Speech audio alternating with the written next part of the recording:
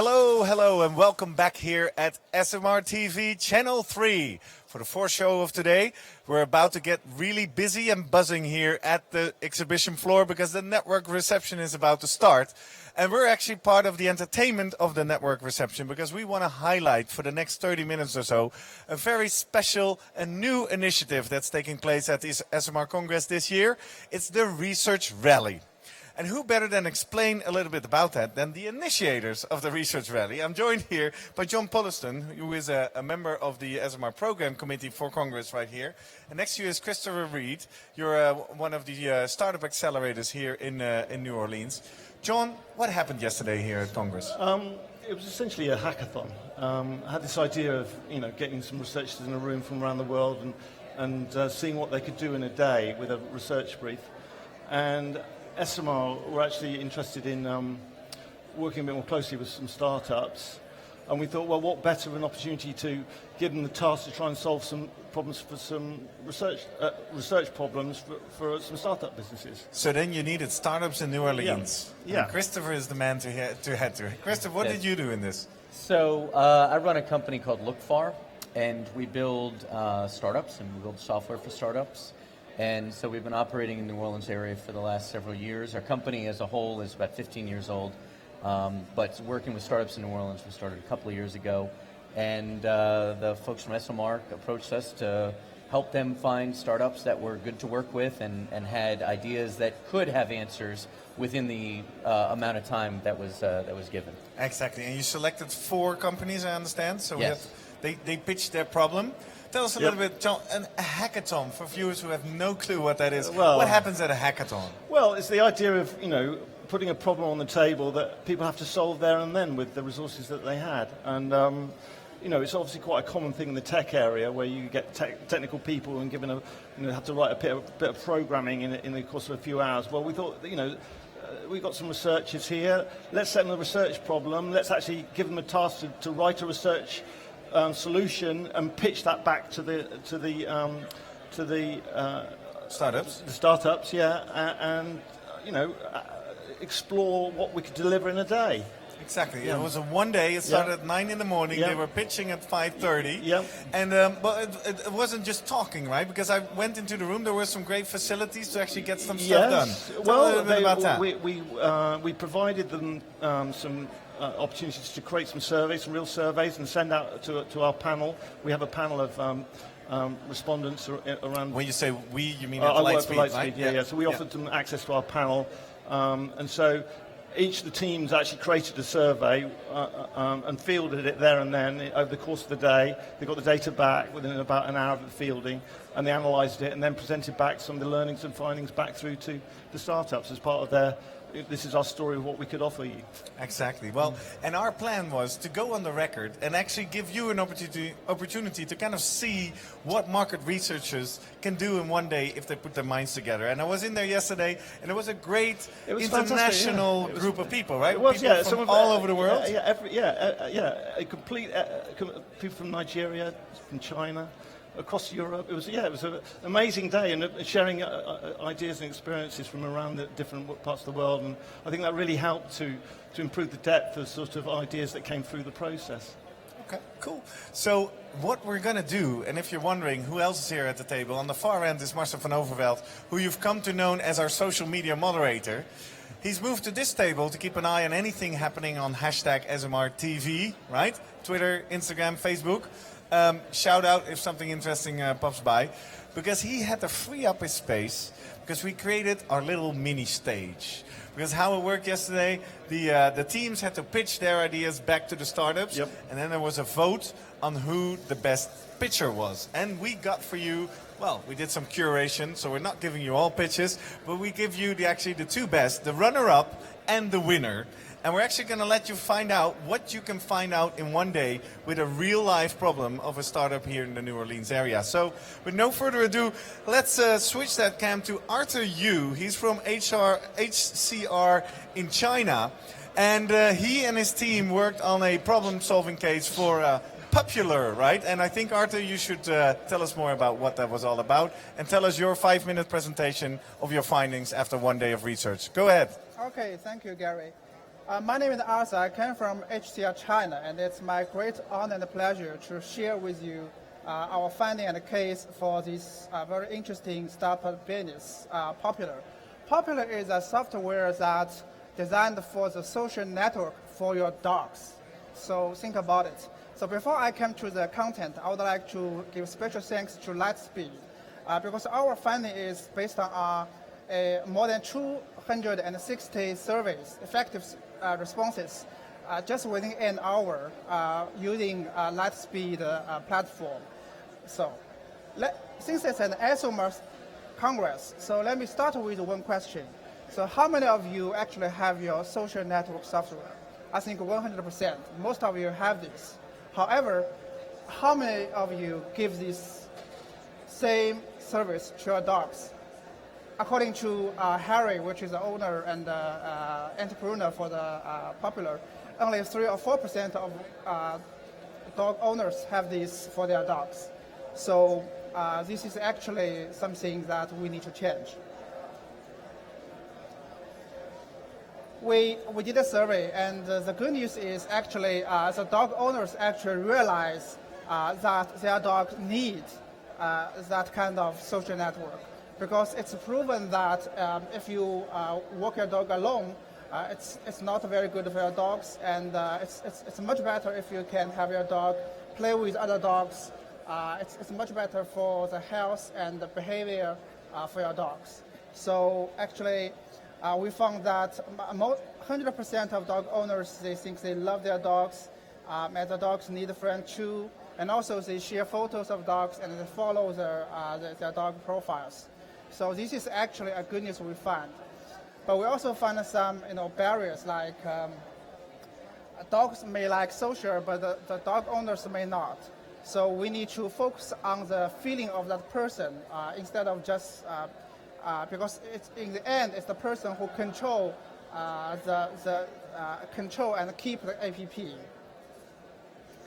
And we also found another barrier that only less than 20% of dog owners, they go to dog parks, and the rest of them, they go to just a neighborhood, less natured place. So, so this leads directly to Harry's problem is how to effectively expand to other cities. So the answer is clearly that we need to focus on these cities with a higher penetration of dog parks. Okay. However, we think the fundamental issue is lines that we need to make that app much more useful. So we should add more functions. I think a social network for dogs is a very good starting point of acquiring these dog owners. However, if we add more functions like integrate more events, knowledge, in terms of gather interest, in terms of focus on the features, whether, for example, a restaurant is dog friendly or not. So these kind of information is and functions are very useful to keep these dog owners, and it naturally will make the market expansion more effective and more efficient. So this is pretty much what I want to say. Thank you very much. Right, give him a big round of applause. Very brave to do this and repeat this here in the exhibition.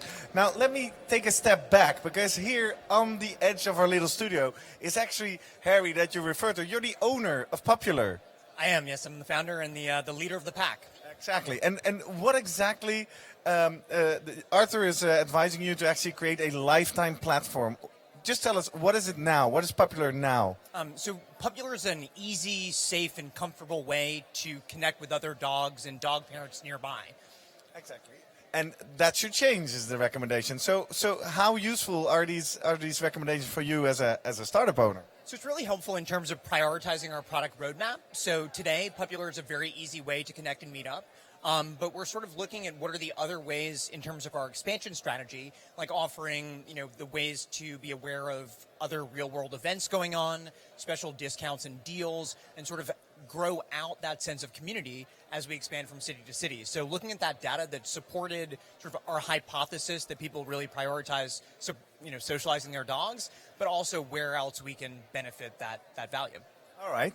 Hey, and just because this will be recorded, and maybe next year John is pulling off another hackathon, and they're going to have to recruit startups. So talking to your future startup colleagues, would you recommend any startups to participate in this ESOMAR hackathon?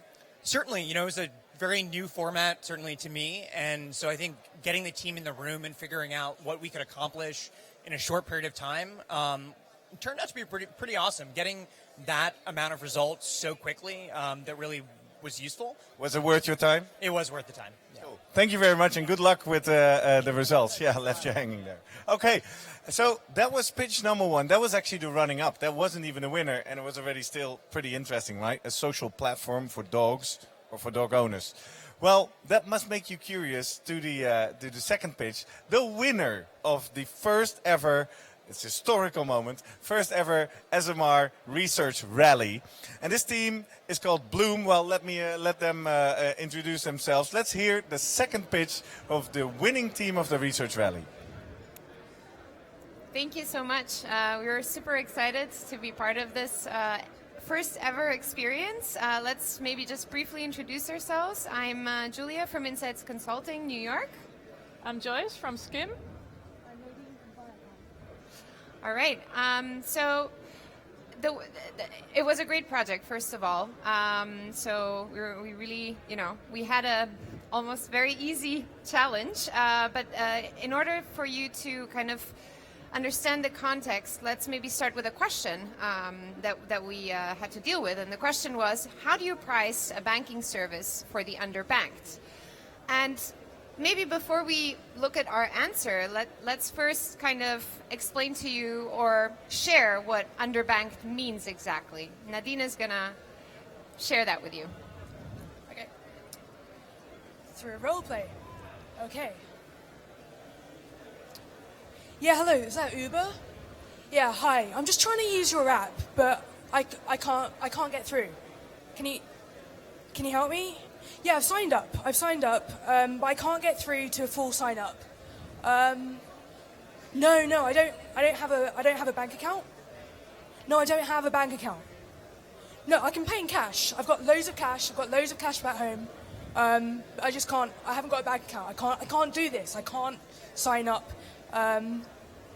It's not any of your business. I've got like 35 grand at home in cash. I'll pay you double, but I just want a lift. I can't get. So imagine you find yourself in this situation, and you can probably understand that it's quite frustrating. And then also think about like how much you use your own bank account, like almost on your daily life. You use it at every touch point. And I was really surprised to find out that actually for about 10% of the US population, the reality is that they don't currently have a bank account. And this is really where Bloom comes in.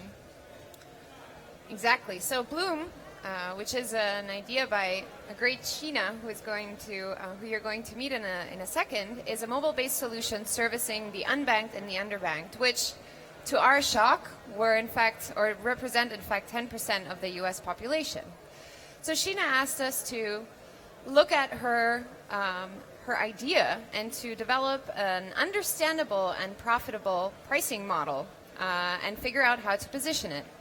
So we needed to learn a lot about the unbanked and the underbanked reality. And while we were asking questions and figuring out what exactly the pricing model meant, we had an aha moment because we realized that pricing was not just influenced by the decisions we made in terms of setting up a pricing model for B2C, so for the audience of the unbanked, but a lot of it also had to do with how we tried to negotiate our position towards the banks.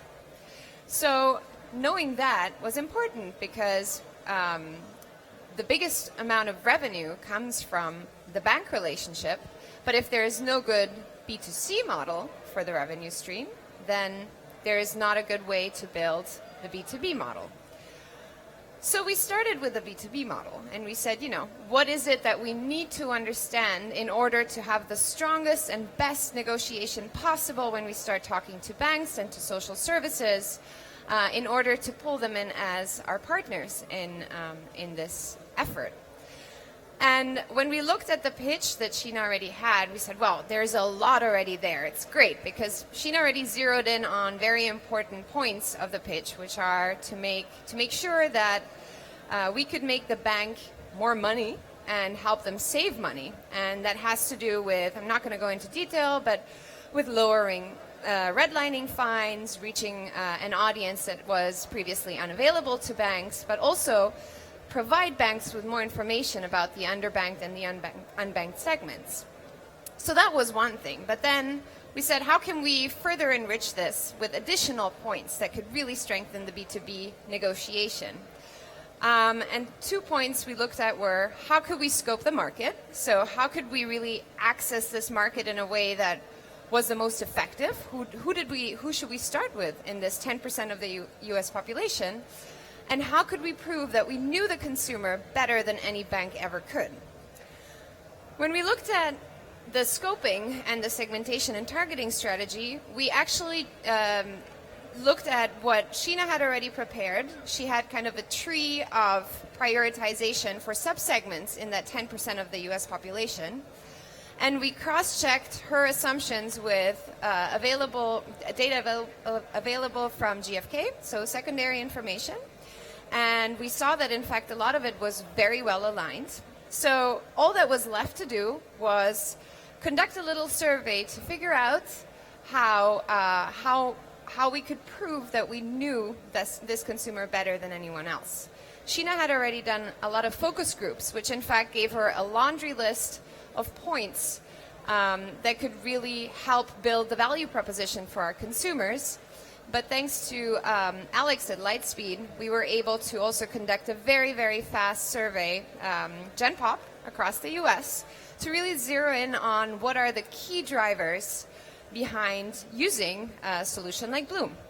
And we figured out that those were, in fact, the possibility of setting financial goals, number one, and then number 2 and 3, no hidden fees, but also the ability to unlock things that can allow you to enter society like everyone else, like Nadine presented earlier, something as simple as using Uber, for example. We took a step further and we also figured out what it is that people don't need or don't want. And their top barriers that we found were that people don't want to pay to use their money, but also that they don't want to pay as much interest on using their money. So we really had to make sure that we took that into account. And that is how we came to figuring out the strategy for our pricing model, which didn't just have to be understandable, it had to be transparent. That was a big insight. We asked participants whether they preferred to pay in a monthly installment, a monthly fee, so something like a Spotify program, or to, on the other side of the spectrum, pay a fixed fee per transaction, like every text message you send or every transaction you make. And we found that there was a clear preference for a monthly engagement model, so really knowing every month very clearly how much you were going to spend. So that was our first point in identifying the pricing strategy. And then we looked at kind of the competitive set, and we figured out that there are other players like Rushcard or Green Dot that are also on that side of the pricing model. So we understood that it was important to be better than them and to access the market in a freemium approach, and to then gradually, as you build trust with your audience, build a monthly fixed fee model that was still priced below the competitors, but that really added more value. Because in fact, it all boiled down to the opportunity of earning the trust of our underbanked segments, to then show them the value they have to the banking community, and to show them how, while they build their relationship with banking, we can build our relationship with them, and ultimately provide more value for them. That was our idea. All right, give them a big round of applause. Thank you very much. Great done. Very, very, very hard to do that and repeat that here in a setting where we're not in the hackathon, right? Let me quickly look at this glowing startup owner. You're Sheena, this is actually your company. How does it feel when you hear these very concrete and tangible tips? It was very nice, and it was wonderful because a lot of them had one was from Europe, and their banking system is totally different. So not only we get wonderful research, it was good to see how they viewed it because they're not around a lot of people who are unbanked and underbanked. And are these tips actionable? Can you actually use them right now in your company? Have you used them? It's 24 hours later, so I mean, this is startup business, right? Yes, it never stops. Actually, today I'm at the office and I'm going through things that we did yesterday. So yes, I mean, the minute we got done, we're sharing the information and we're going to put that towards what we already learned and continuously move forward. Now imagine this is going to repeat next year and a potential startup is watching that, considering whether it's worth their time to actually join the research rally. What would you say to them? Definitely come. It's well worth it because it's such a diverse group. Even though there are researchers, the startups are diverse, and then even within themselves, they're diverse. So it's wonderful. I loved it. Great opportunity. Well, thanks for being with us today also. Well, John, congratulations. This is great, all very positive news, right? Yeah. I don't know, I thought the whole day worked just so wonderfully well. I mean, I was amazed what they actually learned and delivered back in the space of, 3 or 4 hours of actual delivery research time. I thought it was just fantastic, yeah. And all 4 teams that worked on, every single one had some concrete research action solutions that I think will help build those businesses in a small way, help them move on. And it highlights the role that research can play for startups. Even in a few hours. A very simple little forum, I think, could be very easily emulated, because these are going to be the businesses of the future that hopefully will then come back to us as an industry. So, Christopher, what were your observations in there? You work a lot with startups. You see other events and hackathons. It's interesting. The thing with startups is they all know that they need to use market research because the dollars that they raise are so precious. When you do a startup, every penny really counts, so much more so than when your business is mature. And I think this did several things. One was demystified to a certain degree what market research actually does and means, because we say it a lot, but for startup owners and founders, they may not actually know exactly. It's not just Googling what people think. It's not Googling, yeah. It's a lot more to that, and it's a lot more than just a single survey. It's the thought that goes into the questions and all of those things, which I think is valuable for any business owner, but especially new business owners, to learn and to see in the practical how it's actually used. All right. Well, great reflections from the startup side. Let's see if we can still catch up with our participants. So, ladies, congratulations again. Well pitched, delivered. Let's see if step in a little bit. Could you share a little bit about the experience? Because obviously you were our guinea pigs. You were the first group who actually responded to John's call to action and participated all day in that meeting room. Again, this is going to go on air. If people have to sign up for the research rally next year, tell them a little bit. What is it like to actually participate in this? How did it feel? Well, for me personally, I actually also really learned a lot from the experience, like more about the US banking system. But I think it was really nice to see that actually a lot of work was already done. And for us, it's where we could add value was really to help prioritize. And that's what we do, or I do a lot. Like I work a lot with numbers, is to really help to say what are the priorities. And I think also we kind of put on a question fire at the beginning, first hour and a half, but to really map out what are the different things, because there are so many aspects that we didn't actually even cover now that we talked about. But it's just really nice. Yeah, I was super excited about it yesterday. I spoke to a lot of people about it. Nice. Well, it's amazing how much you can do and find in one day. Nadine, would you participate again in next year's research rally? Oh yeah, definitely. It was a really interesting experience. We had, so I'm client side and I focus a lot on television and how that works. And it was really interesting to hear about Sheena's business and understand a whole different area that I don't experience in my day-to-day. So it was a really fun process. It was worth your time. Definitely worth my time. Cool. Thank you very much. Thank you very much. And thank you for coming here and sharing your experiences. Well, I guess, John, there's only one thing left to do, right? Take the camera and make a very good commercial recruiting thing for next year. We've got a slightly more elaborate plan for next year. My idea is like a research World Cup and get teams competing from different parts of the world. And upper scale, we could have, I was thinking about having some sort of qualifying matches over in Europe and Asia, and the winners of each qualifying maybe come over to Congress next year. That's my more ambitious plan. All right, and, so this is going to be the Research Rally program. Yeah. With local. So, yeah, we can work with startups around the world. That'd be my plan. Cool. Yeah. Cool. Well, for people who get excited about this, where can they find you and reach you? ESOMAR, yeah, or John Poulston. Exactly. And look for Research Rally. Yeah, Research Rally. Well, yeah, we'll take it from here. Okay, John, well, thank you very much for sharing. Christopher, thank you very much for all your time and effort to actually recruit these guys. Hopefully with this material, it's going to be easier to do that next year. Definitely. Great, and thank you. It was a great honor. Now, for those of you who can't get enough of participating online, let me tell you that this is going to stop here on Channel 3 for now.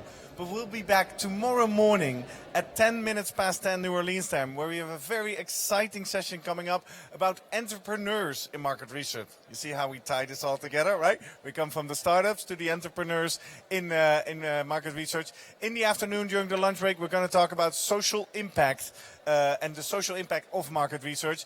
And at the end of the day, at the afternoon break, we're going to talk about youth in market research and actually what it takes to get your career started in the market research industry. For now, as you can see, the floor starts to be buzzing. We're going to close down over here. We're going to have a nice New Orleans night over here. And we hope to see you back tomorrow, 10 past 10 on Channel 3.